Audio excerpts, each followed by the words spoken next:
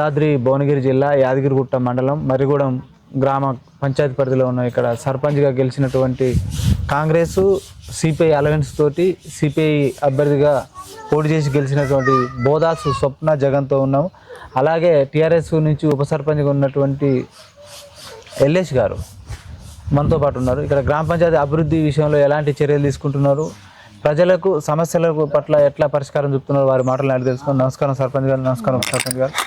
నమస్కారం మేడం. మీరు ఒక మహిళా సర్పంచ్గా ఈ మరిగూడ గ్రామానికి గెలిచినావు, ఒక సిపిఐ పార్టీ నుంచి. ఎట్లా ఫీల్ అవుతున్నారు మీరు? మహిళకు అవకాశం దక్కడం పట్ల ఎట్లా ఫీల్ అవుతున్నారు మేడం? ఆనందంగానే ఫీల్ అవుతున్నాం. మేము గ్రామానికి అభివృద్ధి చేసింది చెత్త ట్రాక్టర్ వస్తుంది, అందరూ చెత్త అలానే వస్తున్నారు. మళ్ళీ మహిళా భవనం స్టార్ట్ చేసినాం, అది త్వరలోనే కంప్లీట్ అవుతుంది. కొత్త గ్రామ పంచాయతీ ఓపెన్ అయింది, అందులోకి వెళ్ళినాము, నిర్మించుకున్నాము. మేడం మీరు గెలిచిన తర్వాత ఇక్కడ ఈ గ్రామ పంచాయతీ ప్రధానమైన సమస్య ఏముంది, ఆ సమస్య పరిష్కారం ఎట్లా చేసిరంటారు మీరు? ఏ సమస్య ఎదురైంది ప్రధానంగా? పెద్ద సమస్య, మేజర్ సమస్య అంటే ఈ ఊరు సమస్యనే ఎదురైంది. ఇప్పుడు ప్రధానంగా ఈ గ్రామంలో మహిళలు కావచ్చు, వృద్ధులు కావచ్చు, వికలాంగులు కావచ్చు, వీటికి ప్రభుత్వ సంక్షేమ పథకాలు అర్హులకే అందుతున్నాయి అంటారా? వీరి పట్ల ఎలాంటి చర్యలు తీసుకుంటున్నారు? ఏమన్నా అభివృద్ధి విషయంలో కావచ్చు, సంక్షేమ పథకాల విషయంలో కావచ్చు, ఏమైనా అవకాశాలు కల్పించే విషయంలో మహిళలకు కావచ్చు, వృద్ధులకు కావచ్చు, మీరు ఏమైనా చర్యలు చేపడుతున్నా మీ గ్రామ పంచాయతీ? చేపడుతున్నాం. వాళ్ళకి మంచిగా అభివృద్ధి చేయాలి, మంచి పనులు చేయించాలని అభివృద్ధి చేస్తున్నాం. మీరు మహిళా సంఘాల అభివృద్ధి కోసం ఏమైనా చర్యలు తీసుకుంటున్నారా? ఒక మహిళా సర్పంచ్ తీసుకుంటున్నాం. నేను కూడా మహిళా సంఘంలో ఉన్నా కాబట్టి చర్యలు తీసుకుంటున్నాం. బ్యాంకు దగ్గరికి పోయి కూడా మేడంని అన్ని లెక్కలు అడుగుతున్నాం. గ్రామంలో ప్రధానంగా త్రాగునీరు సమస్యను ఎట్లా పరిష్కరిస్తున్నారు? త్రాగునీరు అంటే అందరికీ వస్తూనే ఉన్నాయి కదా, సో డ్రైనేజ్ కావచ్చు, వీధి లైట్లు కావచ్చు, రోడ్లు కావచ్చు, వీటిపై చర్యలు ఏ విధంగా ఉన్నాయంటారు? డ్రైనేజ్ మంచిగా, రోడ్లు కూడా అన్ని మంచిగానే ఉన్నాయి.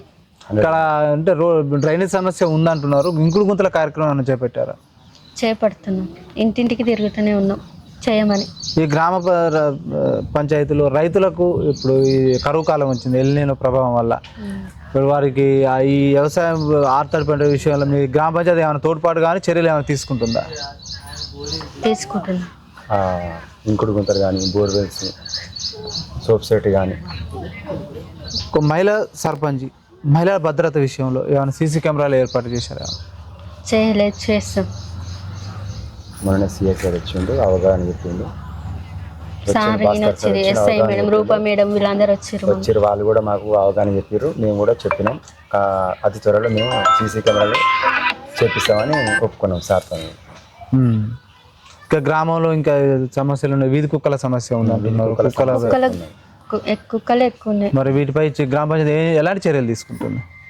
ఈ గ్రామ ప్రజలు అడిగి మేము తెలుసుకొని ముందుకు వెళ్ళి వాళ్ళు అంటే చదువుకున్న కుక్కలు కూడా ఉంటాయి కదా కొన్ని, వాళ్ళకు ఓనర్ చెప్పేసి వాళ్ళ ఉప సర్పంచ్ గారు ఉన్నారు, ఎల్లేష్ గారు. మరి వారి మాటలు నాడు తెలుసుకున్నాం. గ్రామ పంచాయతీ పనితీరు ఏ విధంగా ఉంది, అదేవిధంగా వారి మాటలు నాడు తెలుసుకున్నాం. నమస్కారం ఉప సర్పంచ్. నమస్కారం సార్. సార్, ఇప్పుడు ఈ వీధి కుక్కల సమస్య పరిష్కారం చేయాలంటున్నారు ప్రజలు. మరి అదే ప్రజలు దృష్టిలోకి వచ్చింది, మాకు కూడా తెలియజెప్పారు. గ్రామ పంచాయతీ దగ్గర కూడా వారు కూడా గ్రామ సహకారం తీసుకొని దాన్ని ఎలా ముందుకు వెళ్ళాలి, ఎలా తీసుకోవాలనేది మేము గ్రామ ప్రజలు అరుచుకొని చెప్తాం. దాన్ని బట్టి ఇక్కడ ప్రధానంగా ఇక్కడ బెల్ట్ షాపులు ఉన్నాయి. బెల్ట్ షాపులు ఉన్నాయి, తాగుడు బానిస ఎన్నో కుటుంబాలు ఆగమవుతాయి, దానికి ఉన్నాయి. ఆ బెల్ట్ షాపుల నియంత్రణ కోసం గ్రామ సభలలో పెట్టి ఆ తీర్మానం చేసి నోటీసులు ఇచ్చే కార్యక్రమం చేస్తున్నారు? చేస్తాం సార్. గ్రామ సభ పెట్టి ప్రజలు నడుచుకొని ప్రజల ద్వారానే ముందుకెళ్తాం. ఏ సమస్య. అదేవిధంగా యువత బాగా తాగుడు బానిస అయిపోయి డ్రగ్స్కు బానిస అవుతున్నారు. అవి మితిమీదిన వేగంతో పోయి రోడ్డు ప్రమాదాల్లో పాల్పడుతున్నారు. అలవి గారు పోలీసు వారి సహకారంతో మీరు చైతన్యం తీసుకొచ్చారు? ఇక్కడ తీసుకొస్తాం సార్, ముందుకు తీసుకొస్తాం. గ్రామ ప్రజలను అడిగి కంపల్సరీ యువతను కూడా పిలిపించి వాళ్ళకు కూడా ఇట్లా మంచిగా ఉండదు, చేయాలి, మనం అనుకోవాలని నేను కూడా సూచిస్తాను. ప్రధానంగా వ్యవసాయం ఇప్పుడు కరువు పరిస్థితులు లేనిపై మీ గ్రామ పంచాయతీ ఏమైనా చర్యలు తీసుకుంటాం సార్. ఇప్పుడు మొన్న వచ్చిండు గ్రామ సభలో వాళ్ళు సెక్రటరీ కానీ సర్పంచ్ ఆధ్వర్యంలో మేము అన్నీ ముందుకెళ్ళి ప్రతి రైతుకు మేము చెప్తాం. ఇంకుడు ఇంత కానీ, సోప్ సెట్ కానీ, నీరు నిల్వ ఉంటట్టుగా మనం బావుల కాడ చేసుకోవాలి. ఇప్పుడు మన బోర్ కాడ కూడా నీళ్ళు నిలబడట్టుగా బయటకు పోకుండా ఒక గుంత తీసుకొని దాన్ని బట్టి మనం తీసుకున్నాక వేరే రైతులకు కూడా మనకు అవగాహన చేసేటట్టుగా మనం చెప్పాలి. అదేవిధంగా పల్లె ప్రకృతి వనం ద్వారా పల్లె ప్రకృతి అంటే మేము నర్సరీ ఉంది, మాకు ఉన్నది చిన్న గ్రామం కాబట్టి నర్సరీ ఉంది. మొన్న చెట్లు నాటించడం, ఇంటింటికి కూడా చెట్లు కూడా పంపిణీ, కొత్త గ్రామ పంచాయతీ ఓపెన్ అయినప్పుడు ఆ చెట్ల పంపిణీ కూడా కార్యక్రమం కూడా చేసినాం. ఇక ప్రధాన చదువుకున్న యువతి యువకులకు ఉపాధి అవకాశాలు కల్పించడానికి గ్రామ పంచాయతీ నుంచి ఏమైనా తోడ్పాటు అందుతుందా? తోడ్పాటు అంటే వాళ్ళు ముందుకు వస్తే మేము సహకరించగలం. గ్రామంలో ప్రధాన సమస్యలు ఉన్నాయి, భూ సమస్యలు ఉన్నాయి, భూ సమస్యలు ఉన్నాయి. అది గతంలో మిస్సింగ్ నెంబర్లు అయినాయి అన్నారు, చాలా భయం. మరి మీరు సర్పంచ్ ఉప సర్పంచ్ కోఆర్డినేషన్ మీరు ఏమైనా చర్యలు తీసుకుంటున్నారా? మేము చెప్పినాం సార్, గత 2-3 సార్లు కూడా 5-6 సార్లు కూడా ఎంఆర్ఓ కూడా కంప్లీట్ ఇచ్చినాం. దాన్ని మీద చాలా కట్టినాం 2-3 నెంబర్లు. మా గ్రామ కంఠం భూమి మాకు 7 దాకా ఉందో మాకు సర్వే చేయండి. మాకు కొన్ని వర్క్స్ వచ్చినాయి, వర్క్ వచ్చి దీనివల్ల మేము చేయలేకపోతున్నాం. మాకు ఎంఆర్ఓ ద్వారా మాకు గవర్నమెంట్ ఎంసీ వచ్చి మాకు గొలిస్తే దాన్ని బట్టి మేము సర్వే హద్దులు నాటుకొని మా పనులు మాకు వచ్చిన నిధులు కానీ ఏదైనా సంక్షేమ పథకాలు కానీ మేము అలా కట్టుకోనికి మనకు అవకాశం ఉంటుంది. ఇంకా ప్రధానంగా ఈ గ్రామంలో ఈ సీసీ కెమెరాలు ఏర్పాటు చేయాలి, ఎందుకంటే గుట్టకు దగ్గర ఉన్నది కాబట్టి.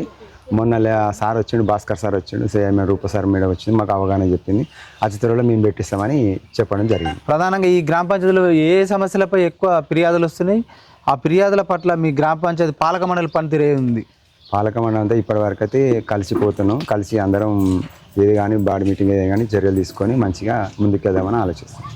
ఇంకా మీరు ఉప సర్పంచులు కూడా ప్రోటోకాల్ ప్రకటించాలి, దాంతోపాటు మీకు గౌరవ వేతనం కూడా ప్రకటించాలని ఇటీవల ఉద్యమాలు కూడా జరుగుతున్నాయి. ఇప్పుడు మా బొట్ల కార్తీక్ అన్న జిల్లా అధ్యక్షుడు, రాష్ట్ర స్థాయి అధ్యక్షుడు, ఆయన కూడా మాకు చెప్పడం జరిగింది. మేము కూడా పలు మీటింగ్లకు పోయినాం, ఆయన ద్వారా కూడా మేము ముందుకెళ్తాం. గౌరవ వేతనం మాకు ఉప సర్పంచులకు 5,000, వార్డు సభ్యులకు 3,000, మాకు శిలాపలకం మీద పేరు ఉండాలిగా గౌరవ కుర్చీ ఉన్నట్టుగా మేము మా కార్తీక్ అన్న అధ్యక్షంతో మేము ముందుకెళ్తామని అనుకుంటున్నాం. మీ పాలక మండలిలో ప్రధానంగా ఏ సమస్య కావచ్చు, గ్రామ సభ కావచ్చు, సాధారణ సభ కావచ్చు, అత్యవసర సభ కావచ్చు, ఏ సమావేశం నిర్వహించినా కూడా వార్డు మెంబర్లు, ఉప సర్పంచ్, సర్పంచ్ మీ యొక్క కలయిక ఏముంది, మీ ఏ కోఆర్డినేషన్లో మీరు ముందుకు పోతుంది ఈ గ్రామ పంచాయతీ?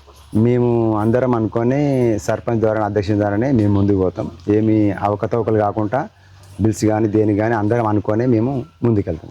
ప్రధానంగా ఈ కేంద్ర రాష్ట్ర ప్రభుత్వాల నుంచి నిధులు ఏ మేరకు అందుతున్నాయి, ఎట్లాంటి అభివృద్ధి జరుగుతుంది? ఇప్పుడు అక్కడి నుంచి అయితే తక్కువనే వస్తున్నాయి సార్. ఇప్పుడు మన సెంట్రల్ ఫండ్ తక్కువ ఉన్నది కానీ అందులో మాకు బిల్లులు పెట్టుకుని జనరల్ ఫండ్నే పెట్టుకోమంటారు. గ్రామ అభివృద్ధి విషయంలో ఎమ్మెల్యే గారి చొరవ ఉంది, ఎమ్మెల్యే గారు ఎట్లాంటి సహకరిస్తారు? ఎమ్మెల్యే గారు ఈ గ్రామాన్ని ఎన్నిసార్లు సందర్శించారు? ఎమ్మెల్యే గారు ఇప్పుడు 2-3 సార్లు వచ్చడం జరిగింది. మొన్న గ్రామ పంచాయతీ నూతన భవనానికి ఓపెనింగ్ వచ్చిండు, అదే మేము నీళ్ళు కూడా అడిగినాం, దానితో దృష్టిలో పెట్టుకొని ఇస్తా అన్నారు.